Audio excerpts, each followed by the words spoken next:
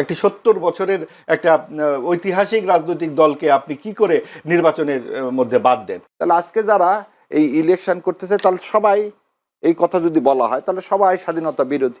এবারের নির্বাচনে আওয়ামী লীগের মতো একটি বড় দল অংশগ্রহণ করতে পারছেন না। আওয়ামী লীগ ছাড়া এই নির্বাচনকে যদি হয় বা কিভাবে বিশ্লেষণ করবেন আওয়ামী লীগ ছাড়া এই যে নির্বাচন 12 ফেব্রুয়ারি নির্বাচন? জি ধন্যবাদ, শুভেচ্ছা। আসলে এটা তো বেশ একটি অনেক দিনের পুরনো বিতর্ক, কারণ শুরু থেকেই এই বিষয়ে অনেক দ্বিধাদ্বন্দ্বের ব্যাপার ছিল। সরকার তো একটি অবস্থান নিয়েছেন যে গণ অভ্যুত্থান যে ঘটনাটি 24-এ ঘটে গেছে 5ই আগস্টে, সেটা তো একটা মূর্তিমান সত্য, এবং সেখানে আওয়ামী লীগের ভূমিকা সম্পর্কে কারোই কোনো দ্বিমত নাই, এবং সেই নেতৃত্ব যারা সরাসরি হত্যাকাণ্ডের সঙ্গে জড়িত। তো একটা বিষয় ছিল যে এটা যেমন সত্য, আবার এও সত্য যে আওয়ামী লীগের সকল কর্মী, সমর্থক, নেতা এই হত্যাকাণ্ডের সাথে জড়িত ছিলেন না। তাদের অবস্থাটা কি হবে এই ভোটে? শুরু থেকেই এরকম একটা বিতর্ক ছিল, এবং 30টি রাজনৈতিক দলের সঙ্গে যখন সরকার সংলাপ শুরু করলেন এবং 9 মাস ধরে এই সংলাপটি চলল, তখন বোঝা গেল যে সরকার আসলে এই ব্যাপারে দৃঢ়চিত্ততার সাথে এগোচ্ছেন, যে তারা শুধু আওয়ামী লীগ নয়, আওয়ামী লীগ ও সমমনাদেরকে নির্বাচনের বাইরে রাখবেন, এবং দেশে এক ধরনের ডানপন্থার যাতে বিকাশ হয় তাতে সরকার সক্রিয় ভূমিকা রাখবেন। সেটা আমরা দেখলাম যে জাতীয় পার্টি তো যাচ্ছে, জাতীয় পার্টি যাচ্ছে বটে, কিন্তু জাতীয় পার্টিকে নিয়েও অনেক বিতর্ক আছে। 14 দল, আপনার সিপিবি সহ বাম দলগুলো 30 জুলাই থেকে আলোচনা থেকে উঠে চলে গেল, যে ধর্মনিরপেক্ষতা ও সমাজতন্ত্র এই আপনার সংস্কার আলাপ থেকে যখন সিদ্ধান্ত হলো সংবিধান থেকে বাদ যাবে, তো এই বিষয়গুলো নিয়ে তারা আর এগুলো না। এবং আপনি দেখুন যে গণ অভ্যুত্থান থেকেই সরকারটি এলো, এবং গণতন্ত্র, বাক স্বাধীনতার জন্য গণ অভ্যুত্থানে সকলেই অংশগ্রহণ, কোনো দলমত নির্বিশেষে সকলে ছিল। তখন কিন্তু এই আপনার ধর্ম নিরপেক্ষতার বিরুদ্ধে কেউ বলেনি এই আন্দোলনে। তাহলে সরকার এটি পেল কোথায়? আমাদের বাংলাদেশের যেই মুক্তিযুদ্ধ জাত চেতনা, গণতন্ত্র এবং আপনার বাকস্বাধীনতার পাশাপাশি সেই 4টি স্তম্ভের প্রধান 2টি স্তম্ভই কিন্তু সরকার বিসর্জন দিয়ে দিল। এই ম্যান্ডেট সরকার পেল কোথায়? 30টি রাজনৈতিক দলই কি বাংলাদেশ? সেই 30টি রাজনৈতিক দলের 7-8টি বাদে আমরা অধিকাংশ দলের দ্বিতীয় বা তৃতীয় ব্যক্তির নামই জানি না। অর্থাৎ পুরো বাংলাদেশ এই আলোচনাটিতে অনুপস্থিত ছিল। তারপরেও বাস্তবতা হচ্ছে যে বাংলাদেশের যে সংকট চলছে, বিভিন্ন দেশে আমাদের এখানে ভিসা নিয়ে সমস্যা হচ্ছে, আমাদের বাংলাদেশের ভাবমূর্তি নষ্ট হয়ে গেছে। আজকে বাংলাদেশের পাসপোর্টের অবস্থান দাঁড়িয়েছে 100 নম্বর 106টি দেশের মধ্যে। এই যে তলানিতে পড়ে যাচ্ছে বাংলাদেশের ভাবমূর্তি, এই জায়গা থেকে উদ্ধারের একটি পথ, একটি সুষ্ঠু, অবাধ, অন্তর্ভুক্তিমূলক নির্বাচন, এবং এই নির্বাচনের মাধ্যমে এটাই গণতন্ত্রের প্রথম ধাপ, এবং সেখানে আমরা 12ই ফেব্রুয়ারিতে আশা করে পৌঁছে যাচ্ছি। সব কিছুর পরেও এটা তো আর এমন ঘটনা নয় যে এটাই সর্বশেষ নির্বাচন। যদিও প্রশ্ন হচ্ছে আওয়ামী লীগ কি অপ্রাসঙ্গিক হয়ে যাচ্ছে বা অপ্রাসঙ্গিক হওয়ার মতো এমন সিচুয়েশন তৈরি হয়েছে কিনা? তাহলে তো আপনি এই প্রশ্নই করতেন না। কতখানি প্রাসঙ্গিক হলে আলোচনার শুরুতেই এই প্রশ্নটা করলেন। তার মানে বারবার যখন আওয়ামী লীগের কথা বলা হচ্ছে, বারবার যখন বলা হচ্ছে এটা অপ্রাসঙ্গিক কিনা, তার মানে তো প্রাসঙ্গিক। যদি আওয়ামী লীগ অপ্রাসঙ্গিক থাকতো তাহলে তো এই আলোচনারই প্রয়োজন পড়তো না।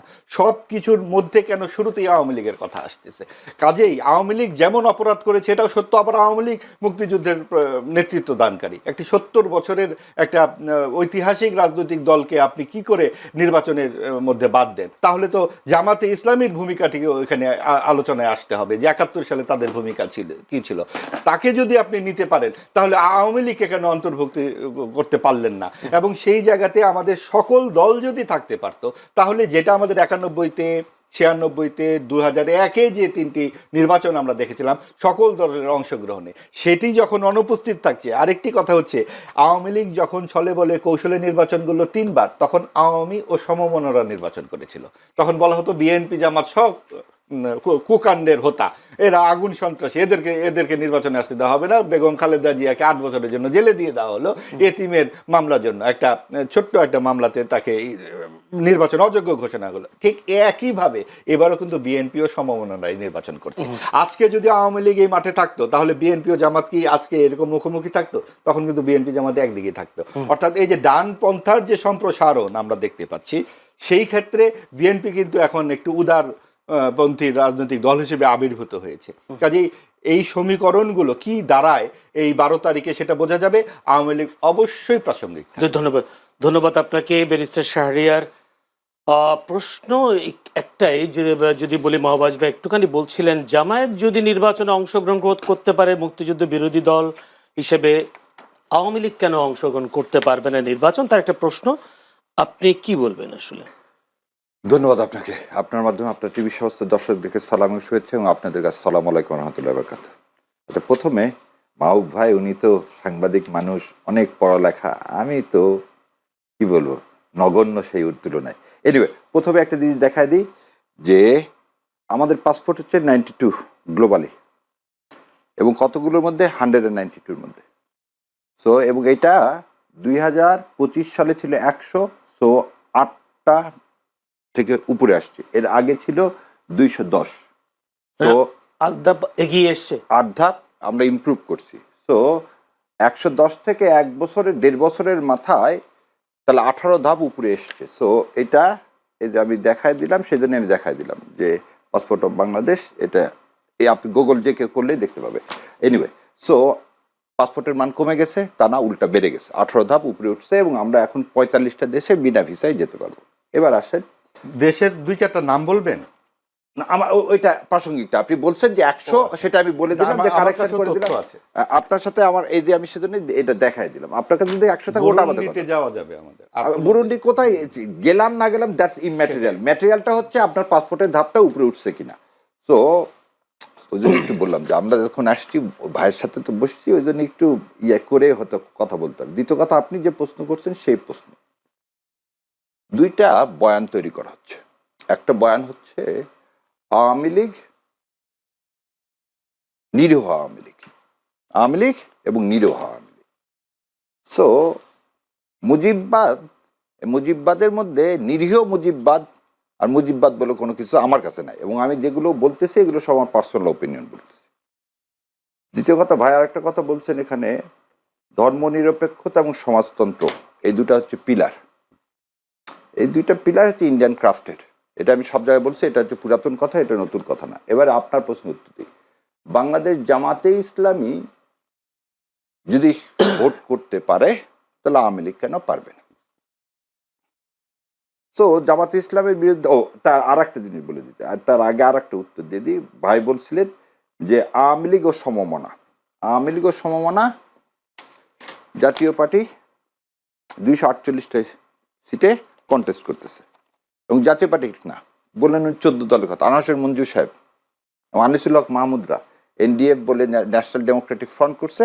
সো সেখানেও তারা কিন্তু করতে পারছে।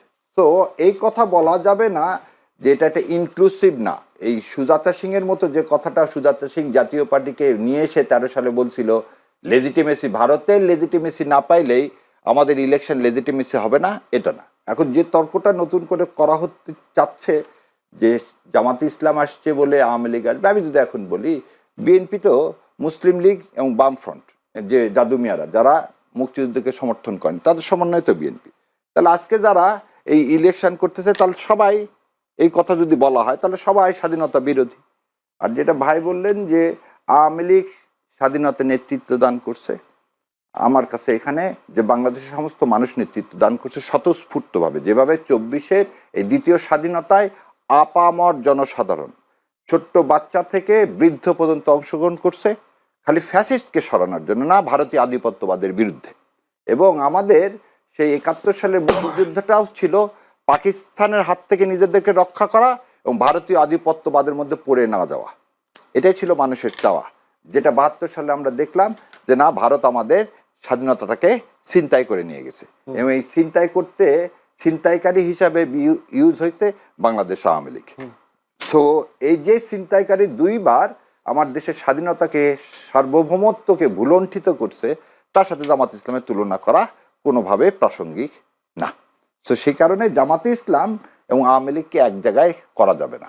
আর আওয়ামী লীগের বিরুদ্ধে জাতিসংঘের তদন্ত রিপোর্ট আছে, আপনারা হয়তো দেখবেন 71 সালের পরে 2টা কমিশন হয়েছিল, একটা হোয়াইট পেপার হয়েছিল আর আরও হামিদুর রহমান কমিশন হয়েছিল। এই 2টা কমিশনের রিপোর্ট যদি আপনারা পর্যালোচনা করেন এবং তার ভিত্তিতে 17 বছর তো আওয়ামী লীগ ক্ষমতায় ছিল, তো মানবতা বিরোধী অপরাধে জামাত ইসলাম এদের দল কেন করলেন না? এবং আজকে সর্বোচ্চ আদালত থেকে এটা প্রতীয়মান, যাদেরকে আপনারা ফাঁসি দিয়েছেন that is a judicial killing, এবং এই লোকগুলোর সাথে কোনোভাবে এই অপরাধের কোনো কি ছিল না, সম্পর্ক ছিল না। ক্ষমতার পালাবদলে কি আবার চেঞ্জ হতে পারে জুডিশিয়াল এর রায়গুলো? এই জিনিসটা হচ্ছে কি, আপনি যদি ইনস্টিটিউশন না করেন কখন এগুলো চেঞ্জ হবে? চেঞ্জ হবে হচ্ছে যদি আবার একটা হাসিনার মতো আর একটা হাসিনা আসে, কখনো আর একটা মুসলিনি আসে, আর একটা হিটলার আসে, তাহলে আবার সে করতে চাবে কি বিচার বিভাগকে তার নিজের জন্য কন্ট্রোল করতে চাবে।